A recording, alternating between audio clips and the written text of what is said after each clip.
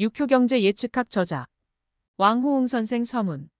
저를 찾아와 예측을 필요로 하시는 분들의 상담 내용을 정리해보면서 재운과 사업운이 큰 비중을 차지한다는 것을 알게 되었습니다. 이것은 사회 전반에 걸쳐서 사람들이 삶에서 가장 중요하게 생각하는 부분은 역시 재와 부라는 것입니다. 저 역시 재부는 사람들의 주요한 관심사라고 생각하게 되었습니다.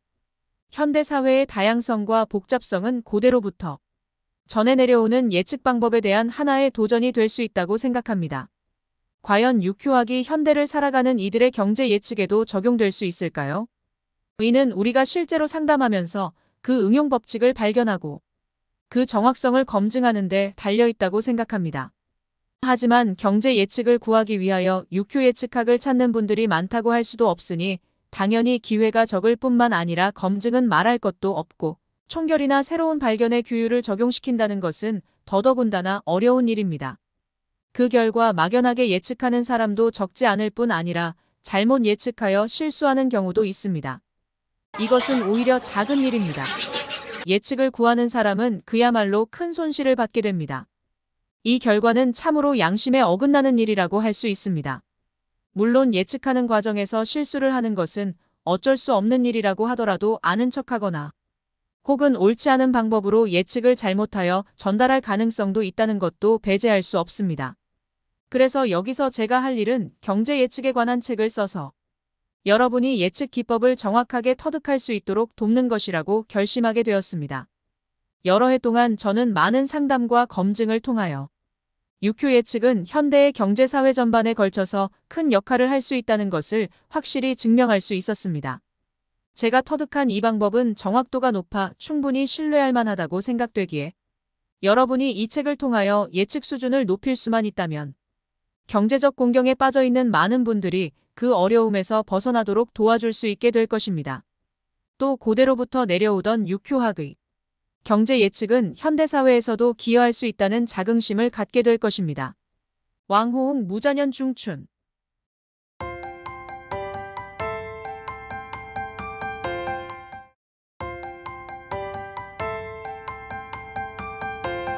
제1장 육효 예측은 경제사회의 총화. 지난 100만 년의 장구한 시간이 흐르는 동안 인류의 지혜와 문화는 크게 발전되어 왔다. 최초의 물물교환으로부터 화폐교환의 시대로 변천되어 온 경제사회 역시 마찬가지라고 할 수 있다. 따라서 화폐는 부와 경제적 성취를 측정하는 하나의 기준이 되었다. 인간사회의 경제적 발전은 오늘날에 이르러 이미 다양한 시장으로 형성되었고 각 분야별로 모든 것이 갖추어져 있으며 사람들이 자신의 사업을 발전시킬 수 있는 넓은 세계와 기회를 제공한다. 그러나 시장 경제가 어떻게 발달하고 사회가 어떻게 번영하던지 간에 누구나 다 이 경제적 사회에서 좋은 흐름을 유지하며 순항할 수 있는 것은 절대 아니다. 어떤 사람은 번창하고 어떤 사람은 이를 크게 벌리면 벌릴수록 이윤을 남기기는커녕 빚더미에 앉기도 한다. 또 처음에는 손해를 보다가 호전되는 사람도 있고 출발이 좋다가 갑자기 변해서 무너지는 사람도 있다. 실패의 원인은 다양하다. 실수를 저지른다거나 사기를 당해 위기에 빠지기도 하고 자신의 능력을 과대평가하여 과중하게 임하다 보니 실패하기도 한다. 또 천재와 인재를 전혀 예상하지 못하여 실패하는 경우도 있다. 성공을 하던 실패를 하던 사람들은 자신이 하는 사업의 발전 추세와 비전을 미리 알고 싶어 한다. 사업하는 과정에서 예상되는 악재, 잠재적 위기 등을 알고 싶어 하는 것은 당연히 미연에 대비하고자 함이다. 그러나 경제사회의 구조가 따로 고립된 것이 아니니 아무리 정교하고 강건한 사람이라 하더라도 사회 구성원 개개인의 행위와 사유를 좌지우지할 수 있는 것이 아니기 때문에 이 급변하는 시장 경제 속에서 한 사람의 경험과 관리 능력만으로는 자신의 사업을 영원히 불패의 땅으로 만들 수는 없다. 경제의 개혁 개방이 발전하면 할수록 사람들의 시야는 더욱 넓어지고 점점 높아지고 과학기술도 빠른 속도로 더욱 더 발전하겠지만 각종 실패와 경제 발전에 따른 부작용을 겪으면서 자연 법칙에 어긋나면 결국 누구나 무거운 대가를 치르게 된다는 사실을 깨닫게 된다. 사람들은 현대에 이르러 중국 고대 철학의 위대함을 인정하게 되었고 그렇게 오랜 세월이 흘렀는데도 불구하고 여전히 강한 생명력을 가지고 있으니 현대를 살아가는 사람들이 경제활동 전반에 걸쳐 응용할 수 있도록 돕고 지도할 수 있다는 것을 부정할 수 없게 되었다. 특히 고대 철학의 영향을 받은 고대인들이 발명한 예측학은 우리가 사업의 성패를 충분히 파악하고 문제점과 위기의 소재를 적시에 발견하여 대안과 방법을 찾아 기업과 회사가 최고의 우위를 발휘할 수 있도록 도와주는 놀라운 기능을 가지고 있다는 사실을 알게 되었다. 나는 수년간의 연구와 실전을 통하여 수많은 예측을 하면서 유효 예측학은 이러한 면에서 실용성과 적응성이 뛰어나 인간 사회가 어떻게 변하더라도 얼마든지 대응할 수 있는 예측 법칙을 찾아낼 수 있다는 것을 확인하였다. 또 개인의 재혼이나 사업 경영, 회사 기업 발전, 인재 선발 관리 등 크고 작은 일에도 육중한 예측학의 장점을 살려 지도하는 방법을 예측할 수 있었다. 주식을 예로 들어 이야기해보자. 어떤 사람들은 기술 분석을 통해 주식은 어느 정도 시간 내에 움직일 것으로 예상하지만 장기적인 흐름을 예측한다고 해서 반드시 정확한 것은 아니다. 주식시장은 때로는 국가 간의 동태, 국가의 정책, 혹은 갑자기 나타난 어떤 천재지변에 의해 영향을 받게 되기도 하고 동시에 많은 기관들이 최첨단의 기술을 인위적으로 조종하기도 한다. 그러나 기술 분석 이외의 일로 인한 어떤 예측할 수 없는 원인들이 주식시장에 미치게 되는 영향을 일반 사람들이 어떻게 짐작이나 할 수 있겠는가? 만일 주가를 6효로 예측하면 이런 뜻밖의 일로 인한 변화를 포착해내고 주가의 기복 시기를 미리 파악할 수 있다. 참으로 놀라운 사실이다. 첨단 장비를 통한 기술 분석은 주식의 명칭이나 코드 등을 알아야 하고 사회 전반의 경제 예측과 정치적 변화와 또 천재지변에 의한 변화도 미리 읽어입력해야 올바른 결과를 예측해낼 수 있다. 유효경제 예측학에서는 그런 것들을 알 필요가 없다. 2007년 정해년 10월 나는 상하이에 머무르는 동안 어느 회사를 방문하게 되었다. 부사장이 사장을 대신하여 모 회사의 주식에 대하여 테스트해보는 것은 어떻습니까? 라고 하였다. 수월 이모일에 간위산이 산천대축으로 변하는 궤를 얻었다. 나는 사장님께서는 비상장 주식을 사셨군요. 9월에 크게 오르기 시작해서 지금은 아주 높은 수준으로 올라섰으니 팔 때가 되었습니다. 2008년 이전의 주식을 모두 처분하는 것이 좋겠습니다. 그렇지 않으면 2007년 이후에 벌어들인 이유는 모두 잃을 것입니다. 라고 판단하였다. 이틀 후에 그 회사의 사장은 나에게 그 주식을 다시 예측해달라고 청하였다. 수월 갑신일에 뇌천대장이 천택리로 변하는 궤를 얻었는데 비록 같은 궤는 아니었지만 결론은 같았다. 두 번의 궤를 결단하면서 8년의 주식시장이 침체기로 들어간다고 판단했다. 현재 2008년 4월에 그 예측은 완전히 정확하다는 것이 확인되었다. 그가 2008년에도 계속 주식을 보유한다면 그가 대주주이기 때문에 손실은 1억 위안이 넘는 정도의 큰 단위가 될 것이다. 유효 예측을 할 때 현장에는 몇 사람이 동석하였다. 소문이 밖으로 유출되어 주식 등락에 영향을 미칠까 걱정하여 그 당시에는 어느 회사의 주식인지 이름을 밝히지 않았다. 그러나 예측은 적중하였다. 후에 연말이 되어서야 그것이 어느 회사의 주식이었는지 이름을 알려주었는데 그 회사는 진디그룹이었다. 이것은 단지 주식시장에 관한 예측일 뿐이다. 실제로 유효는 경제사회 전반에 걸쳐서 그 응용 범위가 넓어서 누구나 예측 방법을 터득한다면 큰 피해를 줄일 수 있고 잠재력을 최대한 발휘하게 하여 눈부신 사업을 이룩할 수도 있다. 시간은 모든 것을 검증할 것이고 여러분은 유효 예측의 신뢰성과 실용성을 점차 인식하게 될 것이며 가까운 미래에는 유효 예측이 반드시 경제사회의 총화가 될 것임을 알게 될 것이다.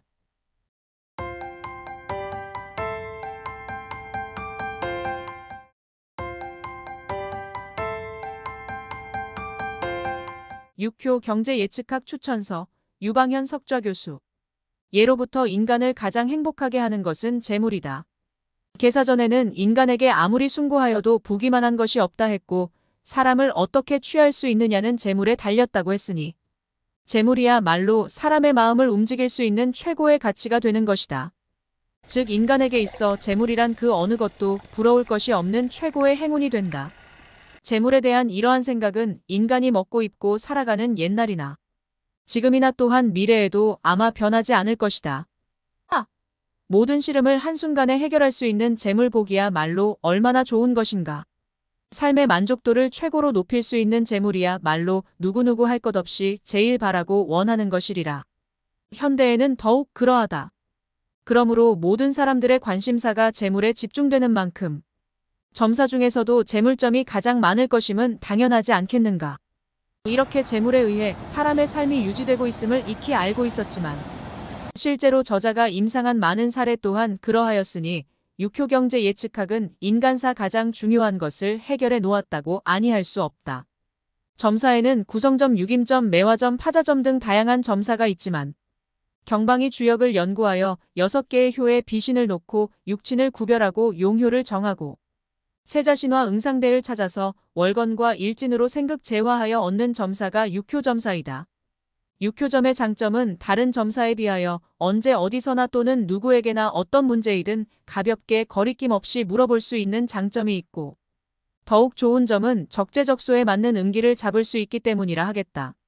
또한 점사의 기륭이나 호불호는 물론 내면의 사정이나 주의의 조건 그리고 거래적 측면을 더불어 소상하게 알아낼 수 있음은 주역의 물상을 채로하기 때문이다.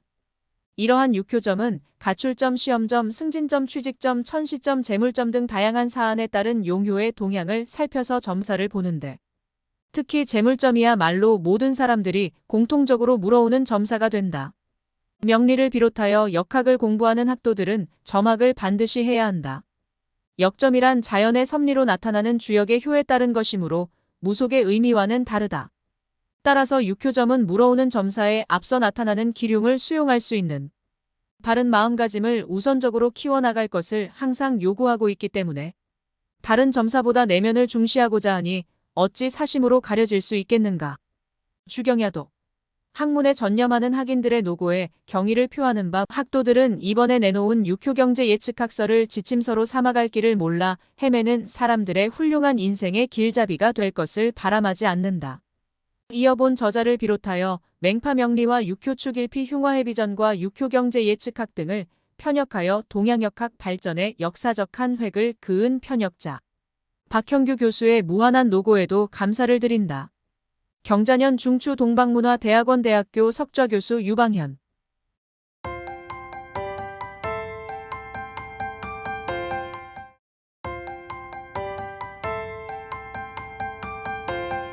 차례 추천사 저자서문 1경제사회의 총화 육효 예측학 이 육효경제 예측학 기초지식 응용 제1절 8궤와 경제 예측학의 대응관계 제2절 5행과 경제 예측학의 대응관계 제3절 효위와 경제 예측학의 대응관계 제4절 육신과 경제 예측학의 대응관계 제5절 경제 예측과 육친의 상호관계 제6절 용신을 취하는 법 제7절 용신 양현 제8절 용신 복장 제9절 진신과 퇴신 제10절 월파 제11절 공망 제12절 육합과 육충 제13절 반음과 복음 제14절 유혼괴와 귀혼괴 제15절 경제 예측과 독발의 의미 제16절 오행의 생극재화와 12운성의 응용 3재운의 예측 방법 제1절 장기적인 재운 제2절 유년재운 제3절 단기적인 재운 제4절 외출구제 제5절 합작투자 예측 4재테크 투자 전망 예측 제1절 주식투자 예측 제2절 외환거래 예측 제3절 펀드투자 예측 제4절 채권투자 예측 제5절 선물투자 예측 제6절 복권투자 예측 5점포 경영 예측 1. 미용실 개업 사례 2. 식당업 개업 사례 3. 의류점 개업 사례 4. 인터넷 쇼핑몰 개업 사례 5. 병원, 클리닉센터 개업 사례 6. 골동품점 개업 사례 7. 폐기물 재활용소 개업 사례 8. 찻집 커피숍 개업 사례 9. 레크레이션 센터의 개업 사례 10.